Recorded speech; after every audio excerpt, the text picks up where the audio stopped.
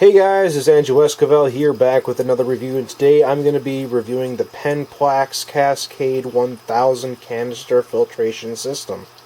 Now, first we're going to go over the external bits, and then I'm going to disassemble it and show you how everything gets put together.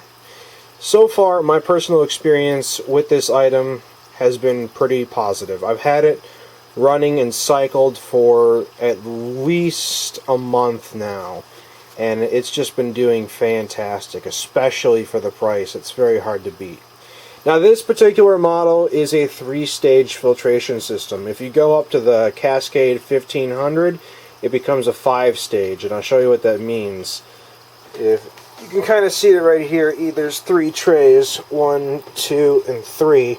That's 3 stages, 3 trays, you get the idea. The 1500 has 5 trays, and the impeller is a bit more powerful. But let's go over the external bits here. It comes with a nice long black hose that they recommend you cut to the size that you need. Because I'm not sure the definite setup of my tank system yet, I'm leaving it open to option by keeping it longer than it needs to be. But it shouldn't be much of an issue. It doesn't impede any performance at all. Here we have the on-off valve. If you want to close off water from the intake, you just turn this off, and I'll show you that in a minute. If you want to close off flow going out from the system, you turn that and close that off. Right here we have the primer, which some people say is not easy to work with. I've never had a problem with it. And it's also got a little handle, which will come in handy when you're disassembling it and getting things out of the way. So, let's move up towards my aquarium. And I apologize for my aquarium state right now. It's actually about to be cleaned in a little bit. I like to clean the canister filter before I start cleaning the gravel, because the canister filter holds all the gunk that it filters out of the water. So here we've got the intake system, and it's got a grate over the intake.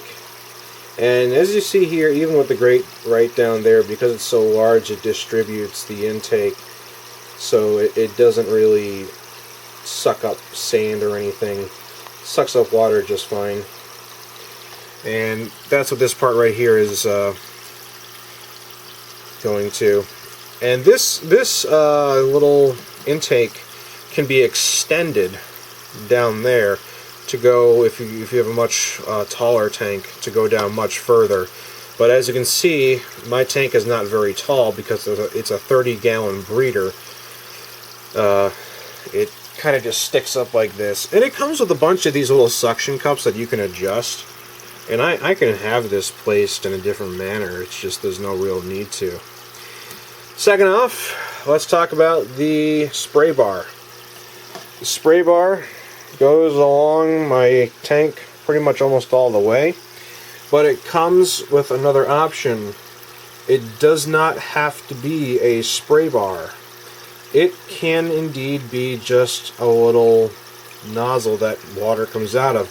And there's an attachment that goes here instead of the spray bar to allow you to directionalize the water flow if you choose to not do that, because there's nothing that says you have to have the spray bar over here.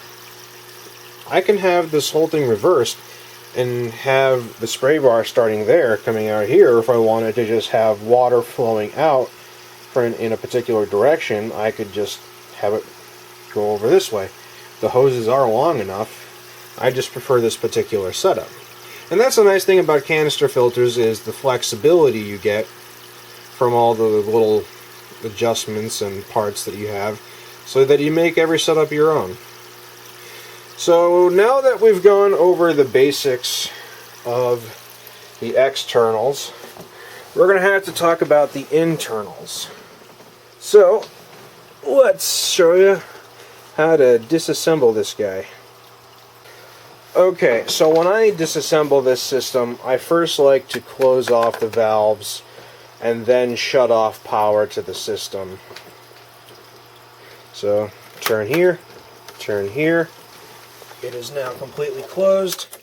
Power off everything. I just use a power strip that connects everything, and I just turn it off for the time being. And now I can disassemble it. There are 4 latches, one on each side of the device. Open up the first 2 on the long side, and then the ones on the other sides. Keep it a little more secure. Now, when you lift the impeller off, it's going to drip some water. That's why I have this little bucket here, because I like to just pull the impeller off. And there's that water drip. And place it in a little bucket. And because we closed off the valves ahead of time, it limits the amount of water that's going to be dripping out of the system. Now we get to the nitty-gritty, the internals of the filter. Now, the Penn Plax Cascade 1000 comes with only 2 sets of media. Well, technically 3 if you count filter floss, but it comes with activated charcoal as well as some biofoam sponge to help collect some beneficial bacteria, and then some filter floss to separate individual portions in the stages. Now, the nice thing about canister filters is there's no reason why you have to use any particular type of media. Being able to customize the media is the best part about a canister filter.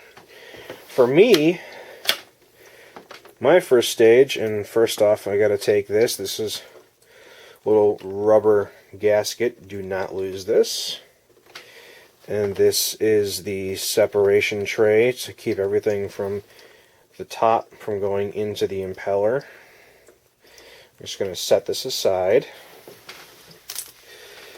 And we can pull our first tray out. And this little handle collapses. So nice and easy. This is how the system works. It cleans from the bottom up.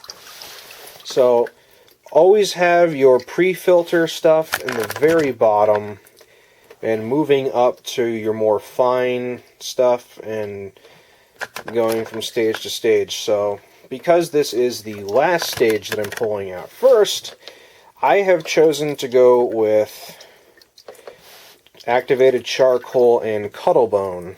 I chose activated charcoal up here because I think it helps get the water looking a little clearer, and I used cuttlebone to help introduce some calcium into the water for my snails and my invertebrates in general.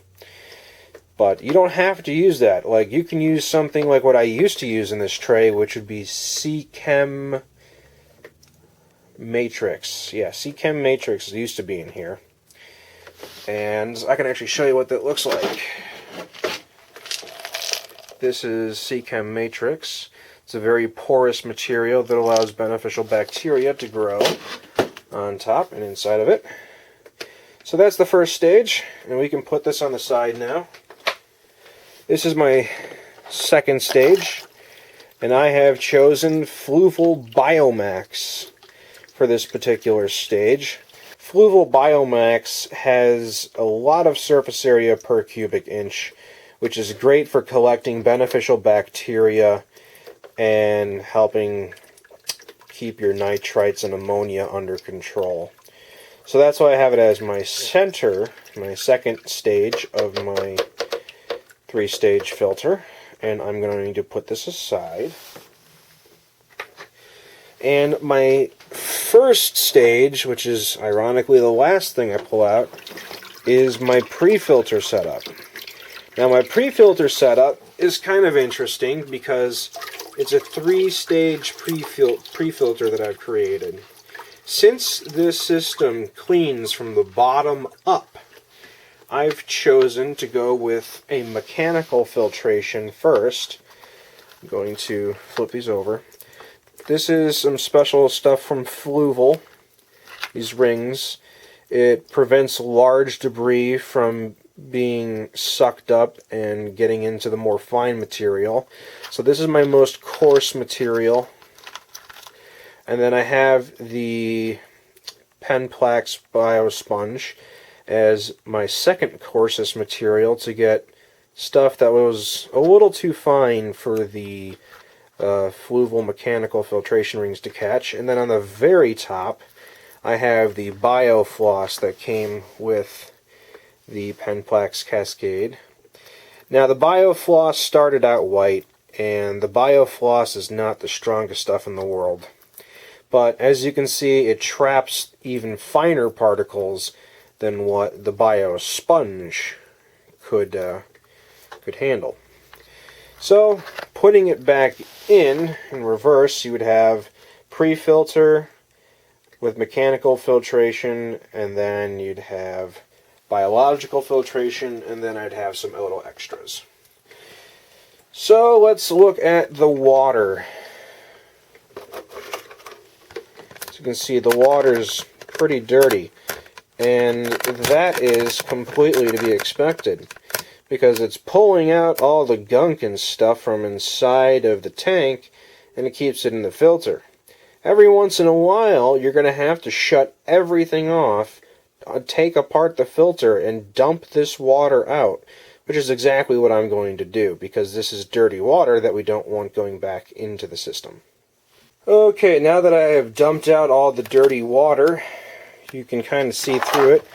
This plastic is translucent, so if it gets really dirty, you might be able to see some and figure out when it's time to clean it. But I would say every week or two, just take the time to dump it out and clean everything out. So let's go back in order, because this, once again, filters from the bottom up. We'll start by putting back our pre-filter. So we have mechanical filtration, and then going from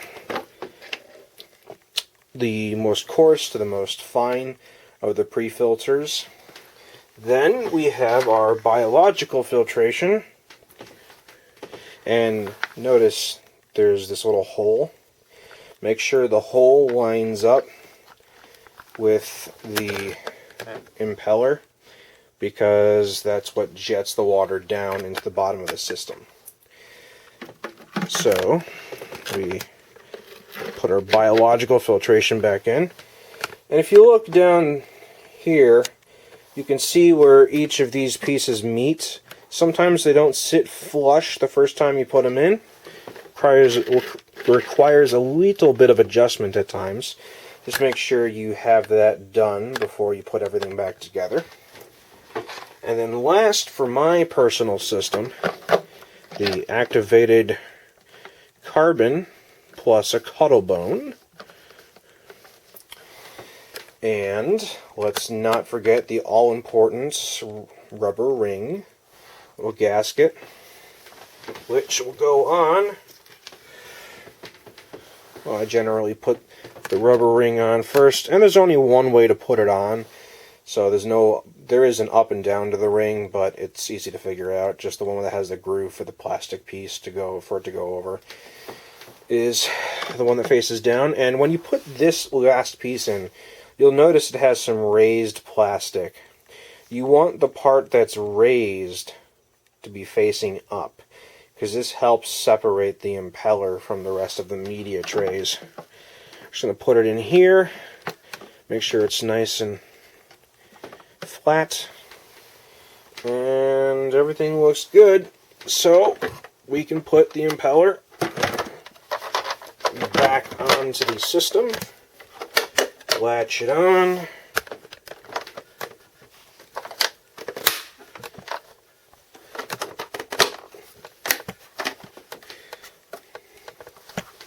and once it's all latched on, make sure it's flush all the way around. Once it is, there should be somewhat of a vacuum that's been created when you turned the valves off. So when I turn the valves back open, you're going to hear some water rushing through due to the vacuum that was created. So, your small vacuum. It's not much. And next, We just push this down a few times, and this primes the system. It gets water going through the system, and you're going to hear it inside your tank, and you're going to hear it filling up inside of the filter as well. Some people say it's a pain, but hey, at least the option's there. And you want to make sure it's fully primed before turning it back on, otherwise the system won't push the water from the intake to the outtake all the way through the spray bar. And then, when you think you've got it pretty much the way where it needs to be, and at a certain point the vacuum it creates helps suck the water in on its own. Just kind of wait for it to do its thing. You can hear it stop when it's about ready. And next we could just turn the system back on.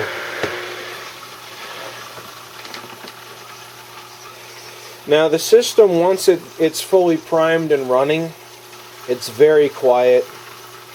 If you're hearing any noise, it's from the hang-on back filter that I have for my cold water system that's to the right of the video right now. But it'll take a little bit for this whole system to fully prime and get all the air bubbles out. Once it does, though, it like I said, it's super quiet, does a really good job. And in my 30-gallon breeder, it cycles the water about a little over 8 times an hour, which is very good. You know, you can even press the prime button while it's going just to get it a little bit along if you want to try and get those air bubbles out. But all in all, for the price, it's really hard to beat the quality to performance of the Penn Plax Cascade series. And although there are options like Fluval out there, which everyone knows Fluval, I gotta say, I'm very impressed with this particular system. It's my first canister filtration system, and the flexibility I get from it is just wonderful. And it just sits here, it does its job, it does a really good job, and I like it. I think for the price, which I only paid about $80 for the Cascade 1000, it seems to be doing everything it needs to do. So definitely a recommendation in my book. So thanks for watching, guys. Hope the review helped. Don't forget to comment, rate, subscribe, show your friends, check out my other videos. I got plenty of them. And as always, I'll see you next time.